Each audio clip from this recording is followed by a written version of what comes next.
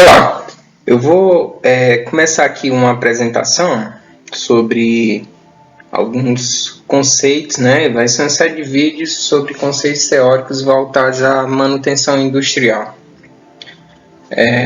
Esse conteúdo ele é útil para ser aplicado nas disciplinas de gestão da manutenção, nos cursos técnicos da indústria e disciplinas voltadas à questão de administração da manutenção do curso tecnólogo, né, superior, tecnológico, em manutenção industrial. Eu vou estar aqui fazendo algumas abordagens que são críticas, né, algumas de opinião própria, mas sempre tentando me basear em critérios que sejam mais técnicos possíveis e de uma forma que consiga fazer com que você entenda a manutenção industrial como uma coisa que é de extrema importância para manter a questão de produção industrial. A princípio, né, hoje eu quero falar sobre o que seria manutenção industrial, algumas classificações básicas dos tipos de manutenção industrial e fazer algumas analogias para que se torne mais simples esse entendimento. Para iniciar, né, eu acho muito interessante, né, uma analogia que se faz com a pirâmide de Maslow, que é uma coisa bem voltada para psicologia, né, para explicar algumas necessidades humanas, mas que está diretamente ligado também à forma como as máquinas funcionam, porque nós temos algumas semelhanças, né? E não somente a questão das máquinas, mas como o ambiente industrial ele se estrutura, né? As máquinas, as pessoas, como a questão psíquica, psicológica das pessoas vai interferir na questão de produtividade, né? Dentre outras coisas. E como essa pirâmide coloca, né? Vocês podem ver que a base dessa pirâmide, que representa a fração mais substancial da necessidade humana, né? Fica listada aí a questão das necessidades fisiológicas, que é a necessidade de se alimentar, de higiene pessoal e por aí vai, né? E a gente faz uma analogia direta com a questão de maquinário porque um dos pontos mais importantes para a questão de manutenção industrial ela parte do próprio operador e está diretamente ligada com a questão da higienização do ambiente de trabalho. A gente vai fazer algumas relações com algumas filosofias japonesas, né, como por exemplo o 5S, que tem muito a ver com essa questão em termos gerais. A segurança também, né, e aí com a junção desses dois itens a gente faz um compilado do que tecnicamente a gente chama de higiene e segurança do trabalho. Logo em seguida vem as questões sociais, né, que tem a ver com a relação entre as pessoas e que dentro do ambiente industrial, de forma técnica, as formas como as máquinas se relacionam entre si é extremamente importante. E obviamente a questão de como os funcionários, como a mão de obra humana, elas interagem, né, entre as pessoas no mesmo ambiente de trabalho, fisicamente ou não. E aí vem a questão que ela é mais emotiva, né, que é a questão da estima e a autorrealização, né?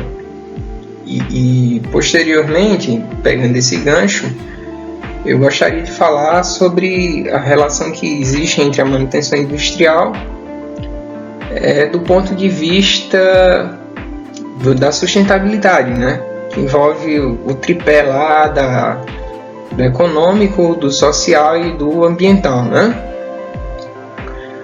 Essa é a primeira analogia rápida que eu vou aprofundar no decorrer do tempo. Ou quando o equipamento é muito novo, ou quando o equipamento é muito velho, né? Então, se você tem uma fábrica recém-montada, com todos os equipamentos novos, é muito provável que uma das funções que necessitem ser bem mais estruturadas do que outras funções dentro da sua empresa é a função de manutenção. Porque espera-se que nesse período de início você tenha uma situação em que hajam muitas falhas, porque as peças elas são novas demais, e em peças que são novas demais, principalmente quando se envolve um movimento mecânico, há uma fase inicial de ajuste, né? A gente poderia dar um exemplo simples, claro, cotidiano, com a questão do automóvel, né? Do motocicleta, que o fabricante ele recomenda que quando você adquire, você tira da loja, né, 0 km, você faça um período que popularmente é chamado de amaciamento de motor, né? Que é um período onde essas peças elas vão se ajustar até se ter uma usabilidade constante, né? mais homogênea, né? E é interessante também ressaltar que nessa mesma situação, nesse exemplo, né, eu vou falar muito de automóvel porque eu já trabalhei como mecânico e o que me vem à memória é a questão de manutenção automotiva. O que é interessante se frisar nessa situação é que normalmente para veículos novos, recém-vendidos, né, 0 km, há a possibilidade que eles exijam que a periodicidade de manutenção seja composta de períodos mais curtos, né? Por exemplo, a minha moto, por exemplo, ela foi necessário, né, devido ao protocolo estabelecido pela fábrica, de que fosse feita a manutenção nos primeiros 1000 km, que é uma primeira revisão, né? Que praticamente eles só checam se está tudo ok. Isso devido ao fato de que se há a probabilidade de que aconteça algum problema mais grave, né, que necessite de uma intervenção preventiva, esse período ele está aí compreendendo os primeiros 1000 km, né? A revisão seguinte desse mesmo veículo ele se deu com 4.000 km, ou seja, de 1.000 para 4.000 fazem 3.000 km. E aí, por fim, eles estabeleceram um intervalo constante, né, de 4.000 km, que é o período que eles consideram que a probabilidade que se aconteçam erros nesse equipamento seja estável, né? Em anos mais recentes, em versões mais recentes desse mesmo veículo, a fábrica ela optou por estender esse período porque a primeira edição do veículo serviu como uma etapa de teste, né? Onde eles conseguiram perceber que com alguns ajustes numa nova versão eles poderiam estender em mais 2.000 km, ou seja, nesse veículo, na versão mais nova, a intervenção ela é feita a cada 6.000 km, né? Então, acontece isso, né? Você tem um período que a gente chama de infância, que é o equivalente ao sistema imunológico pouco desenvolvido, e que isso acontece em máquinas também. A gente tem um intervalo que chama de vida adulta, né? Onde esses índices eles já cessaram, as taxas já diminuíram, e ela se torna constante, por isso se torna mais fácil fazer uma previsão de intervenções que sejam necessárias para evitar problemas mais graves. E por fim a gente tem um desgaste, né? Que é quando essa taxa ela volta a crescer até que não se tenha mais um domínio sobre esse equipamento e ele necessite de uma provável substituição. Ok, dito isso, né? Eu faço algumas comparações, algumas definições, né, sobre alguns tipos de reparo que podem ser feitos no que diz respeito à manutenção, né? O reparo perfeito, o reparo completo, que seria um reparo ideal, é quando você consegue pegar um equipamento já em uso e consegue retroceder ele a um estado que seja tão bom quanto o novo. O que é muito difícil, é muito complicado, não é? Então, o que você pode ter aí mais próximo do real seria o segundo item, que diz respeito a um reparo mínimo, né? Que você torna o equipamento tão ruim quanto o velho, ou então você faz aí o que é mais comum, que seria um reparo imperfeito, que você tem intermediário, né? Que você sana um determinado problema a ponto de evitar um acidente, ou então a ponto de você impedir um agravo de desgaste desnecessário que necessita uma manutenção corretiva. E aí você tem uma usabilidade que a gente chama de aceitável, mas que não seja tão bom quanto o equipamento novo. A gente tem duas situações, né, em que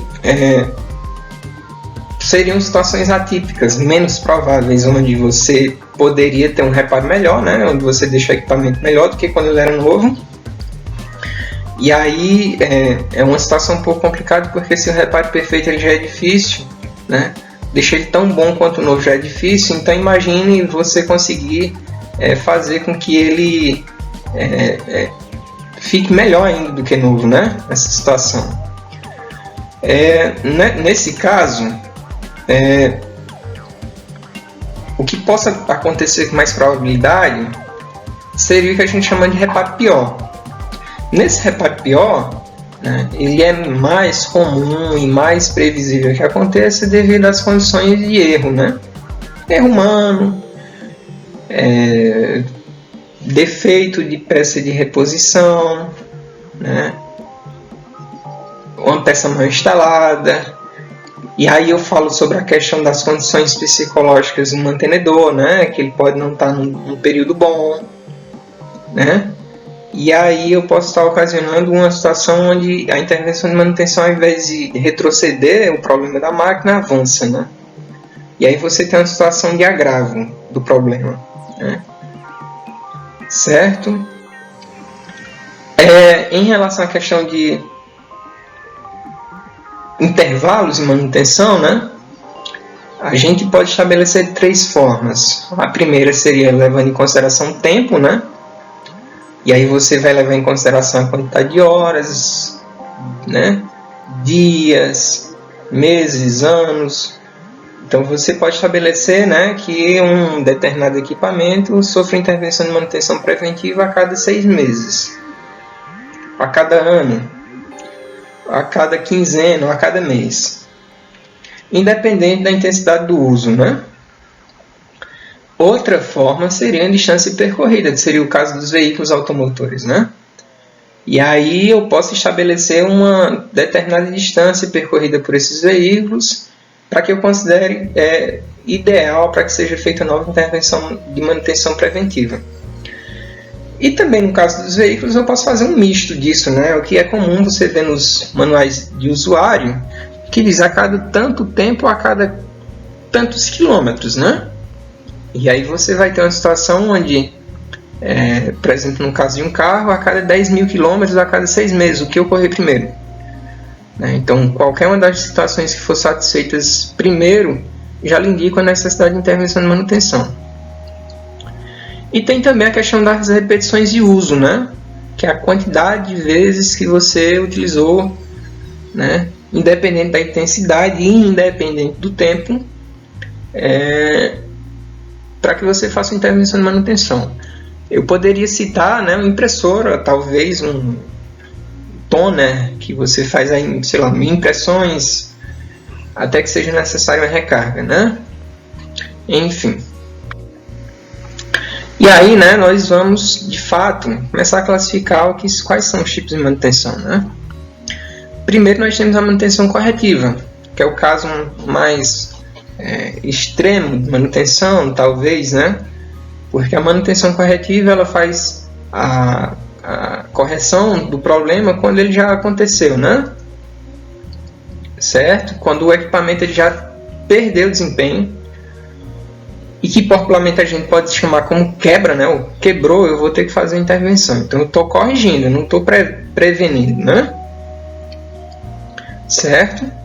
E aí eu posso ter aí uma quebra de paradigma, que as pessoas questionam, que às vezes é motivo de debate, mas que de uma forma crítica eu coloco que a manutenção corretiva ela pode ser tanto não planejada quanto planejada, né? A manutenção corretiva não planejada ela é feita de forma aleatória, né? E tem muito a ver com negligência, né? Descuido mesmo, né? Porque se eu não planejo uma intervenção corretiva, eu posso estar causando algum acidente aí ou alguma coisa pior. No caso da manutenção corretiva planejada, ela pode ser possível, como eu falei para vocês no caso da lâmpada, né? Ninguém troca uma lâmpada de forma preventiva. Ou se troca, tudo bem, mas não seria ideal, não seria o mais econômico, né? Nesse caso, você troca uma lâmpada normalmente quando ela queima. Você não diz, eu vou trocar essa lâmpada porque eu acho que ela vai queimar. Ela está com cara hoje que vai queimar. Não acontece assim, né? Normalmente você deixa ela queimar. E existem duas opções, que é você não planejar a intervenção de manutenção. Qual é que seria a intervenção de manutenção corretiva quando a lâmpada queima? A troca, né? E aí eu teria as duas situações. A não planejada seria aquela que eu estou no escuro, precisando da lâmpada para gravar esse vídeo, talvez, e a lâmpada queima e eu só tenho a solução desse problema se eu for lá no mercado. Vocês estão vendo aí a pandemia, né, que não deixa ninguém sair de casa, e eu vou ter uma dificuldade enorme para conseguir trocar essa lâmpada. Ao contrário de que se eu conseguisse imaginar que essa lâmpada poderia queimar, que ela vai queimar, obviamente ela vai queimar, né? Eu faço um estoque antes e deixo a lâmpada aqui na minha mão. Tá bom, quando ela queimar eu vou aqui e troco. Tá aqui na minha mão, a nova, né? E tá resolvido o problema. Então eu me planejei. Quando eu guardo um sobressalente, esperando que aconteça o problema, né? Eu estou executando o que a gente chama de manutenção corretiva planejada. Ok? Então, há quem diga que não é possível que se tenha manutenção corretiva planejada, né? Muitas pessoas, muitos alunos enxergam a manutenção corretiva como uma coisa que quebrou e virou catástrofe, deu problema e já era, né? Não é assim que funciona. Nem sempre a manutenção corretiva, a manutenção corretiva precisa ser problema, não. Agora, se a manutenção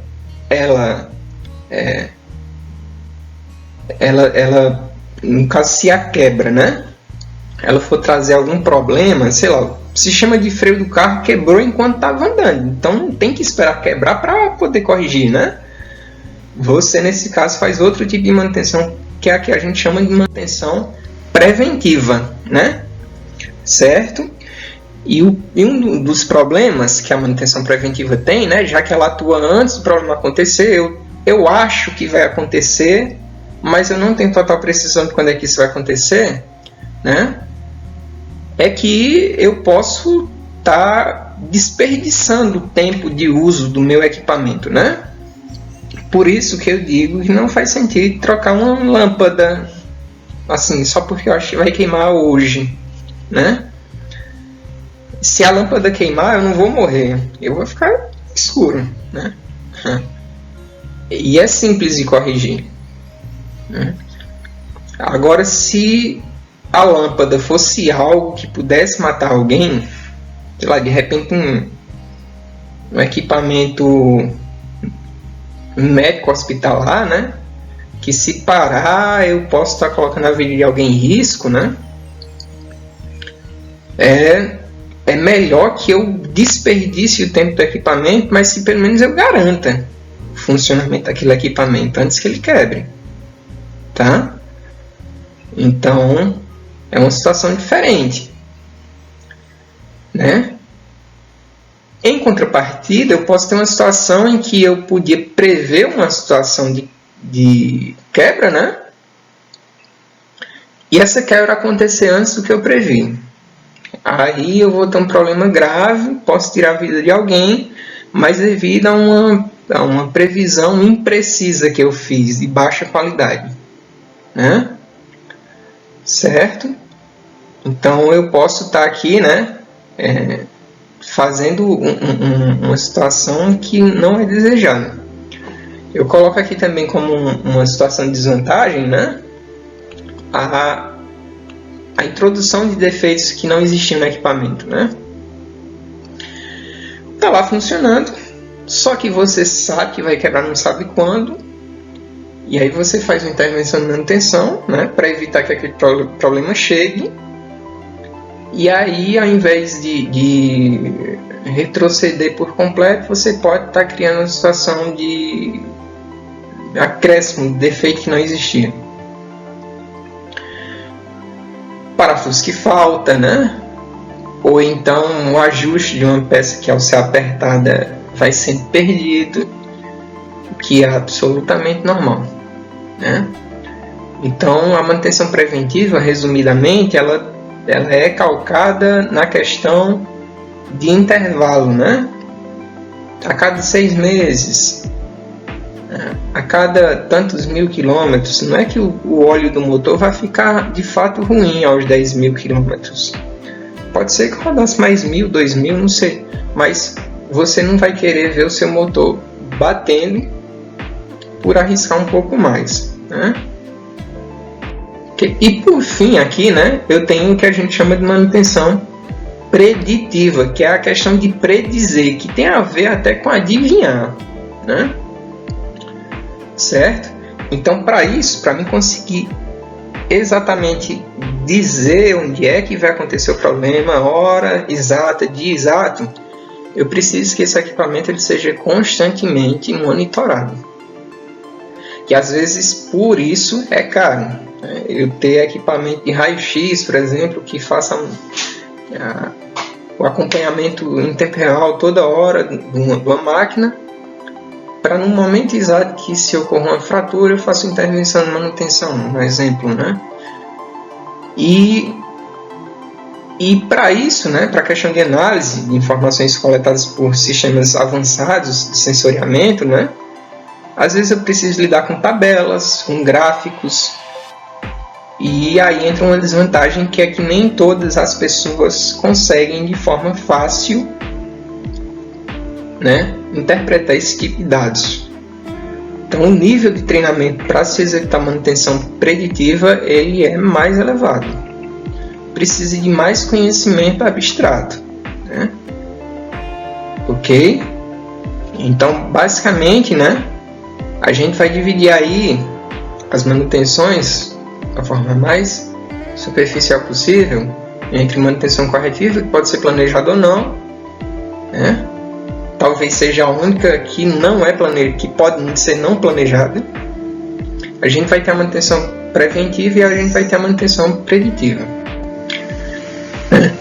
A manutenção detectiva que eu coloquei por último aqui, ela é uma ramificação, talvez uma forma similar de manutenção preditiva. Então assim, basicamente é isso, né? É um pouco do que eu sei sobre manutenção. Então por hoje é só, né? Espero que vocês tenham gostado, espero que tenha sido claro, né? E qualquer dúvida vocês podem comentar aí nos comentários, nas salas de aula, né? No Classroom, WhatsApp, qualquer outro meio que esteja disponível, para que vocês consigam entrar em contato com o professor, tá ok? Se inscrevam aí no canal, clique em gostei e até o próximo vídeo. Tchau!